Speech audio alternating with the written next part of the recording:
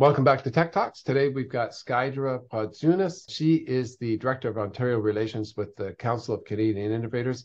So Skaidra, we've already had a conversation before about innovation, about AI and applications, and what the role of government should be in both maximizing the opportunities of AI, but also mitigating some of the risks. So let's launch right into it. What actions should the Ontario government be taking in order to maximize the opportunities of AI? Thanks for having me, Chris. And I think it's important for me just to quickly share where I'm joining the conversation from to give a bit of context to what the Council of Canadian Innovators even is. We're a relatively new shop. We were founded in 2015 and really trying to solve a problem, which is that a lot of Ontario-based companies, once they get to a certain size, particularly in the technology space, how does the Ontario government actually reap the benefits of their ideas? How do we commercialize on technology-based companies? And so we were formed with a small group of companies and have grown since then to now represent 150 companies across Canada, 75 in which are actually based in Ontario.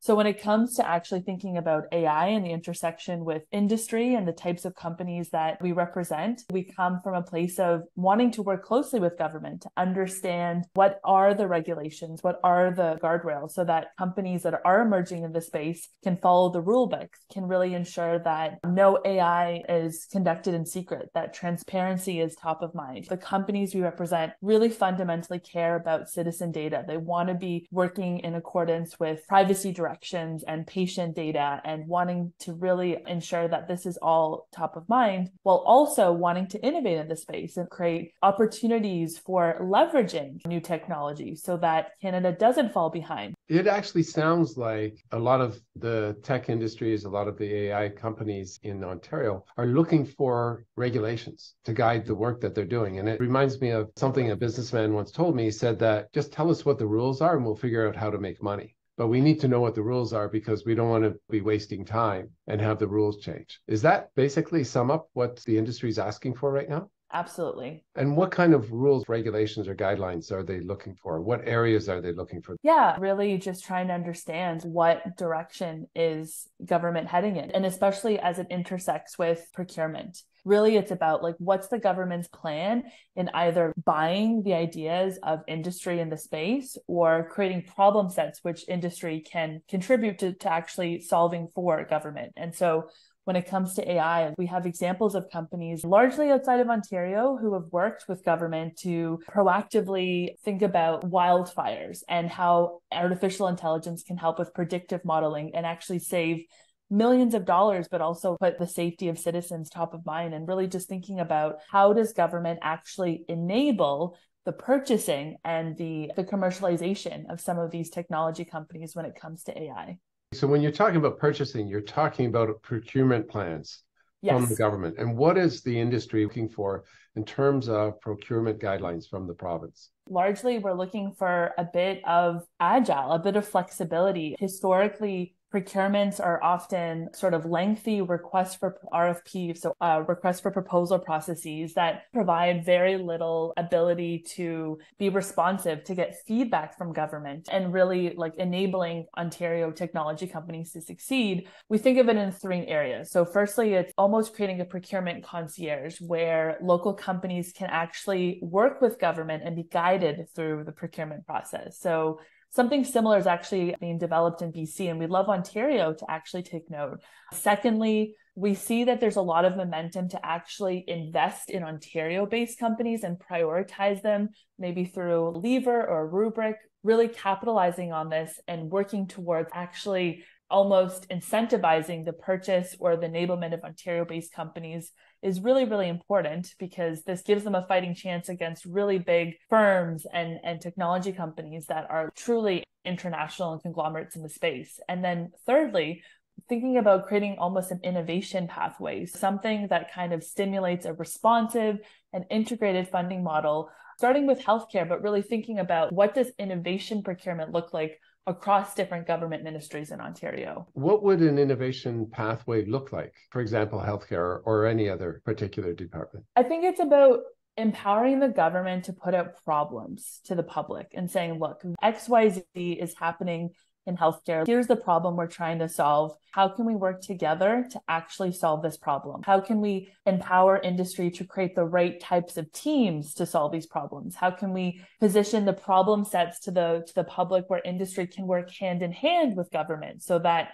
it's not a simple, here's money to solve this RFP that we've put out, and then we never see the light of day again. It's really about building a partnership with government so that the problem is worked at time in and time out again, and acknowledging that a lot of these problems aren't going to be fixed through a 6-month project. It's thinking more of a product mindset, really thinking about constant iteration and thinking about technology as something that evolves. Similarly, in the way that we procure the services, we fund the services as well. So it's not a fixed product that the government should be procuring. It's more a process that the government should be procuring, because whatever process, and we're seeing this, especially over the last year, AI has moved so quickly. The first iteration of ChatGPT came out about a year ago now. The evolution has been incredible, and so many other AI tools have come out, and it's rapidly transforming our economy and our workforce, and it's going to be transforming our society very quickly. So you're looking for not just the government to put out an RFP for a particular product, but actually to work with companies to develop products as the technology changes and new opportunities arise. And so it's an iterative process that keeps with constant improvement. I think that's a great summary, Chris. And I would add also standards in the space. Maybe we don't have to jump to legislation and regulation at the offset, but some kind of standards in the space. We'd like to see industry have a role in influencing the process of procuring technology moving forward so that it is iterative, so that it does allow for more ongoing collaboration. Okay. Let's talk a little bit about the risks of AI as well. How do we mitigate the risks? And I want to come back to this. You just talked about standards. I think you're right. I don't think any government's really ready. Some regulations, and Europe is ahead of us in developing regulations, but you're talking about standards. What would be an example of some of the standards that we should be developing, or areas where we should be developing them? Ontario actually did release a digital strategy, and within it there was mention of Ontario's first trustworthy AI framework. So really supportive of some of the things that are baked into this framework. For example, no AI in secret, really encouraging responsible AI framework of sorts, really thinking about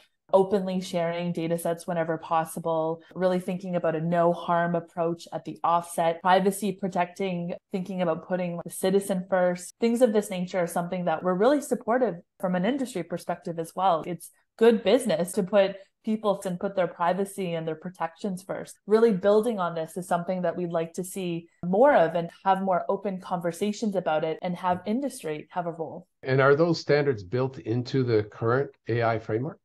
Yeah, so a lot of that is. Really, okay. I think the next step is encoding it or having more of a lever attached to it so that there's perhaps some realm of understanding or something that sort of pushes the province take the next step with it. And what would that look like? What kind of levers should be attached? So we've got an AI framework, the digital strategy from the provincial government. What would the levers look like in order to take that to the next step? Yeah, starting out with some consultation so that it is at least part of it is industry led.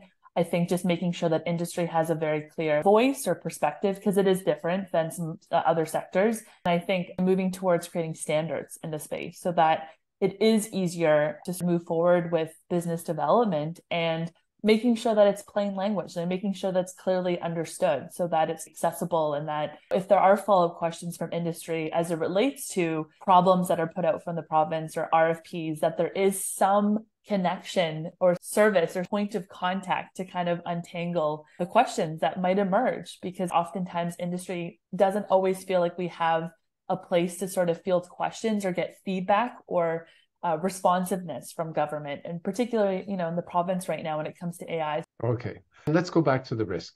How should the government be mitigating risk from AI? It's again constantly showing homework. So if government is challenged with certain scenarios, or there is work underway, or if there's collaboration happening with the federal government, can we have more open forums? What is government struggling with? What are some of the recent challenges facing certain ministries? It's really important that the challenges are confronted with openness and open discussion, and really thinking about what's the risk of not doing anything, not having open discussion. It's almost more harmful in the context of emerging technology. What kind of risk? Can you give an example? In the context of supporting Ontario businesses, what is the risk of not actually using Canadian-based, Ontario-based technology and only procuring services that have data centers or that headquarters outside of our country? There's a risk in not actually commercializing on the benefits of this new technology and having the IP from these companies completely leave Canada. And I think time and time again, Canada's really good at providing support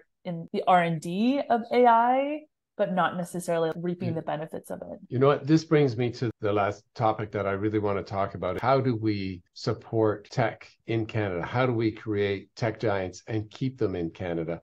Because we are really good at startups. We're really good at accelerators, but then things get bought up by the big, particularly American tech giants. So how do we actually protect this? For us, it comes down to three things. It's helping companies gain access to capital. So fundamentally, not just loans, but also grants, and that are substantial too. I've heard from companies that have got $1 million, which is great, but it comes with a lot of strings, bureaucracy, and it's just sometimes not enough to really move to the next stage, and keeps companies in the startup phase or encourages them to look elsewhere for other business development. Secondly, it's access to talent. So thinking about how do we create programs that support and upskill the talent that is in Canada, but also make it easier to bring in talent for certain specialized skill sets.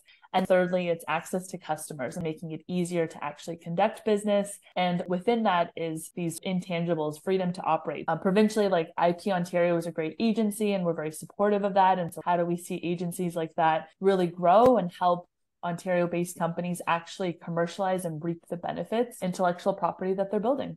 And then access to customers, does that start with the Ontario government itself through a procurement program that prioritizes Ontario companies? I think that is a huge part of the equation when it comes to that. Exactly. What is Ontario really thinking in that way, and how do we keep that going? Fantastic. Well, Skaidra, thank you so much for this conversation. It's really fascinating. It's a rapidly evolving area, and I really appreciate the time that you took to speak with us today. Thanks so much for having me. Thank you for watching. Don't forget to follow me on social media, and we'll see you next week for more Tech Talks.